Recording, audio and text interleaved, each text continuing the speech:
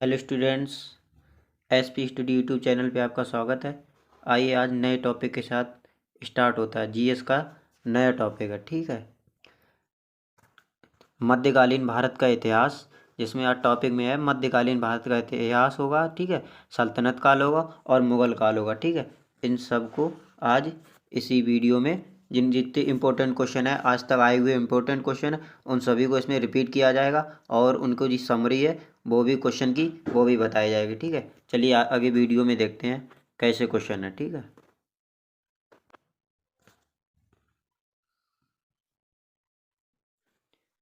चलिए स्टार्ट करते हैं और देखते हैं कि पहला प्रश्न क्या है। पहला प्रश्न है कि भारत पर तैमूर ने किस वर्ष आक्रमण किया था। भारत पर तैमूर ने किस वर्ष आक्रमण किया था? तो इसका आंसर होगा डी। कौन सा होगा? डी। 1398 में। 1398 में किया था, ठीक। कितने में किया था? 98 में। तो ये तुगलक वंश के अंतिम शासक नसरुद्दीन महमूद के समय हुआ था, ठीक है। और भारत पर आक्रमण किया गया था। तैमूर का यह आक्रमण तुगलक वंश और दिल्ली दोनों के लिए विनाशकारी साबित हुआ था। कैसा हुआ था? विनाशकारी साबित हुआ था। इससे बहुत ही हानियां हुई थी, ठीक है। चलिए दूसरा क्वेश्चन देखते हैं। अब दूसरा क्वेश्चन क्या है कि किस शासक ने भारत में तुगलक वंश की नींव रखी थी? तो किस शासक ने रखी थी? गयासुद्दीन तुगलक ने। किसने रखी थी? बी ऑप्शन है, गयासुद्दीन तुगलक ने रखी थी। और ये कौन सी ईस्वी में रखी थी? 1320 ईस्वी में। 1320 ईस्वी में रखी हुई थी। ये नींव कब रखी गई थी? 1320 ईस्वी में रखी हुई थी। और ये किसके लिए? सिंचाई हेतु नगर निर्माण कराने वाला गयासुद्दीन पहला शासक था, ठीक। गयासुद्दीन क्या था? जो सिंचाई हेतु नहर निर्माण किया गया था, नहरों का निर्माण किया गया था, वह करने वाला पहला शासक था। कौन था? गयासुद्दीन तुगलक। और इसी ने तुगलक वंश की नींव रखी थी। कौन से? 1320 ईस्वी में। 1320 ईस्वी में, ठीक है। चलिए देखते हैं क्वेश्चन नंबर तीसरा। क्वेश्चन नंबर तीसरा कहा है कि किसके शासन काल में इब्न बतूता भारत आया था? किसके शासन काल में आया था? तो इसका आंसर होगा मोहब्बत बिन तुगलक। मोहब्बत बिन तुगलक के काल में ये भारत आया था, ठीक है। और मोहम्मद बिन तुगलक ने इसे चीन में राजदूत बनाकर भेजा था। कहाँ बनाकर भेजा था? चीन में। मोहम्मद बिन तुगलक ने ही इब्न बतूता को राजदूत बनाकर चीन में भेजा था, ठीक। और इब्न बतूता का यात्रा वृत्तांत वो है, वो रेहला नाम से जाना जाता। कौन से नाम से? रेहला।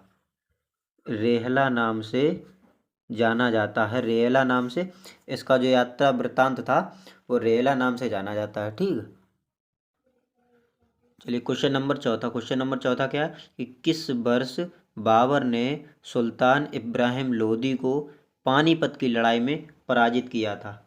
तो पानीपत की लड़ाई में कब पराजित किया था? 1526 ईस्वी में। 1526 ईस्वी में। और इसकी तारीख क्या थी? 21 अप्रैल। क्या थी? 21 अप्रैल। 21 अप्रैल थी। क्या थी? 21 अप्रैल, ठीक है। 21 अप्रैल इसकी तारीख थी। और 1526 ईस्वी में इसको पराजित किया था, ठीक है। इब्राहिम लोदी की सेना की संख्या जो अधिक होते हुए भी पराजित हो गई थी, ठीक है। और इब्राहिम लोदी रण क्षेत्र में मारा गया था। कौन मारा गया था? इब्राहिम लोदी। किसने मार दिया था? बाबर ने, ठीक है। तभी दिल्ली और आगरा पर बाबर का अधिकार हो गया था। किस पे हुआ था इसकी लड़ाई जो हुई थी? तो किस पे अधिकार किया गया था? दिल्ली और आगरा पर, ठीक है। और यही पानीपत का प्रथम युद्ध है। कौन सा युद्ध है? प्रथम, ठीक। कौन सा है? प्रथम युद्ध है। यही पानीपत का प्रथम युद्ध है, ठीक है। चलिए क्वेश्चन नंबर पाँचवा देखते हैं। क्वेश्चन नंबर पाँचवा क्या है कि किस शासक की मृत्यु उसके पुस्तकालय की सीढ़ियों से गिरकर हुई थी? जो उसके घर में पुस्तकालय बना था उनकी सीढ़ियों से गिरकर हुई थी। तो वो कौन था? हुमायूं। कौन था? हुमायूं जो था, हुमायूं। उसकी मृत्यु सीढ़ियों से गिरकर हुई थी, ठीक है। और उसका भवन कौन था? पनाह, जो दीन पनाह भवन था उसका, दीन पनाह, दीन पनाह जो भवन था उसकी सीढ़ियों से, उसमें उसी में एक पुस्तकालय था, उसकी सीढ़ियों से गिरकर हुमायूं की मृत्यु हो गई थी, ठीक है। क्या हो गई थी? मृत्यु हो गई थी, ठीक है। चलिए अब देखते हैं क्वेश्चन नंबर छठा। क्वेश्चन नंबर छठा क्या है कि किसने भूमि मापांकन की व्यवस्था आरंभ की थी। कौन सा शासक ऐसा था जिसने भूमि मापांकन की व्यवस्था आरंभ की थी? तो कौन था? शेरशाह सूरी। कौन था? शेरशाह सूरी जो था उसने भूमि मापांकन की व्यवस्था आरंभ की थी। कौन था? शेरशाह सूरी। ठीक है, शेरशाह सूरी ने ही क्या किया था? भूमि मापांकन की व्यवस्था आरंभ की थी। ठीक है। अच्छा, गज ए सिकंदरी द्वारा भूमि की पैमाइश कराई गई थी। ठीक है, उसने जो गज ए सिकंदरी द्वारा भूमि की पैमाइश कराई गई थी उसके आधार पर भूमि के उत्तम, मध्यम और निकृष्ट 3 श्रेणियों में बांटा गया था। कितनी श्रेणियों में बांटा गया था? जो भूमि मापांकन व्यवस्था शुरू हुई थी वो 3 श्रेणियों में बांटी गई थी। कौन सी? उत्तम, मध्यम और निकृष्ट 3 श्रेणियां थी, तीनों में बांटी गई थी। ठीक है। चलिए आगे आते हैं क्वेश्चन नंबर 7 पे। क्वेश्चन नंबर 7 क्या है कि जलालुद्दीन मोहम्मद किस नाम से प्रसिद्ध था? जलालुद्दीन मोहम्मद किस नाम से प्रसिद्ध था? अकबर। ठीक है, क्या था? अकबर। अकबर का पूरा नाम जलालुद्दीन मोहम्मद अकबर था। वह मुगल साम्राज्य का सबसे प्रसिद्ध बादशाह था। जो अकबर था वो मुगल साम्राज्य का कौन सा बादशाह? सबसे प्रसिद्ध बादशाह था। ठीक है, और ये किसका बेटा था? हुमायूं का बेटा था। ठीक, हुमायूं का बेटा था। ठीक है, और जहीरुद्दीन मोहम्मद बाबर का पौत्र था, यानी कि नाती था। ठीक है, किसका था? जहीरुद्दीन मोहम्मद का, और हुमायूं का बेटा था। किसका था? हुमायूं का। ठीक है, हुमायूं का ये बेटा था। कौन?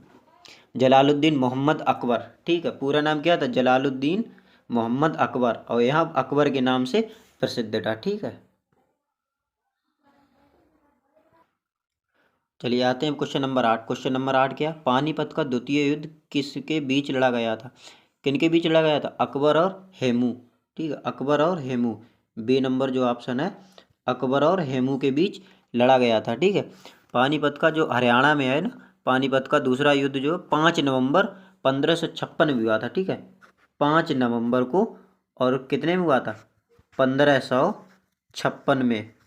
1556 में ये युद्ध हुआ था। और किनके किनके बीच लड़ा गया था?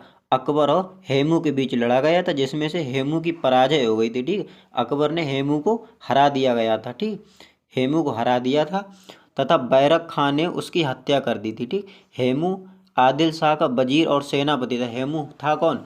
आदिल शाह का वजीर एवं सेनापति था। ठीक, आदिल शाह की तरफ से उसने, आदिल शाह की तरफ से किसने? हेमू ने 24 युद्धों में भाग लिया था। कितने युद्धों में? 24 युद्धों में भाग लिया था। 24 में भाग लिया था, जिसमें उसने 22 जीते थे। ठीक, 22 में उसने विजय प्राप्त की थी। ठीक, सिर्फ 2 युद्ध ऐसे थे जिसमें वो हारा था। ठीक है, चलिए अब आते हैं क्वेश्चन नंबर 9 पे। क्वेश्चन नंबर 9 क्या है? प्रारंभ में अकबर अकबर का संरक्षक कौन था? ठीक है, तो कौन था संरक्षक? बैरम खां। कौन था? बैरम खां। ठीक, अब अकबर के बारे में कुछ जानते हैं कि अकबर का जन्म कब हुआ था? अकबर का जन्म 1542 ईस्वी में हुआ था। ठीक है, 1542 ईस्वी में अमरकोट के राजा बीरबल के महल में हुआ था। किसके महल में हुआ था? बीरबल के महल में हुआ था। ठीक, और जब इनका राज्याभिषेक हुआ था तो अकबर की आयु कितनी थी? सिर्फ 14 वर्ष थी। कितनी थी? 14 वर्ष के थे तब इनका राज्याभिषेक हो गया था। ठीक है, बैरम खां जो थे, बैरम खां अकबर का संरक्षक बना।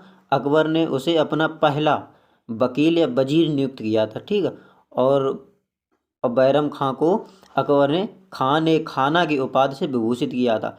कौन सी उपाधि थी? खान ए खाना, जो कि उपाधि से विभूषित किया गया था। किसको किया गया था? बैरम खां को। किसने किया था? अकबर ने किया था। किसने किया था? अकबर ने। ठीक है, चलिए अब चलते हैं क्वेश्चन नंबर 10 पे। क्वेश्चन नंबर 10 क्या था कि कौन सा मुगल सम्राट अनपढ़ था? मतलब जो पढ़ा लिखा नहीं था, वो कौन था? अकबर। कौन था? अकबर था। अकबर के बारे में अभी बताया था कि 1542 ईस्वी में इनका जन्म हुआ था। कहाँ हुआ था? अमरकोट में हुआ था। ठीक, इनके पिता कौन थे? हुमायूं। कौन थे? हुमायूं जो थे इनके पिता थे। इनके पिता थे। कौन थे? हुमायूं इनके पिता थे। जो हुमायूं कन्नौज या बिलग्राम का युद्ध में जो हुआ था वो शेरशाह के हाथों इनकी मृत्यु हो गई थी। किसकी? हुमायूं की, अकबर के पिताजी की मृत्यु हो गई थी। ठीक है, और 1555 तक शरणार्थियों के रूप में रहना पड़ा था। जो 1555 तक जो थे ये शरणार्थियों के रूप में रहे थे, तो इनकी शिक्षा का प्रबंध वो हो नहीं पाया। तो ये बिना पढ़े लिखे हुए थे, ये अनपढ़ थे। ठीक, कौन? अकबर। अकबर बिना पढ़े लिखे शासक थे। ठीक है, चलिए देखते हैं क्वेश्चन नंबर 11। क्वेश्चन नंबर 11 क्या? अकबरनामा के प्रसिद्ध लेखक कौन थे? अकबरनामा के जो प्रसिद्ध लेखक थे वो कौन थे? अबुल फजल। कौन थे? अबुल फजल। बी ऑप्शन है ना, अबुल फजल थे। ठीक है, अबुल फजल थे।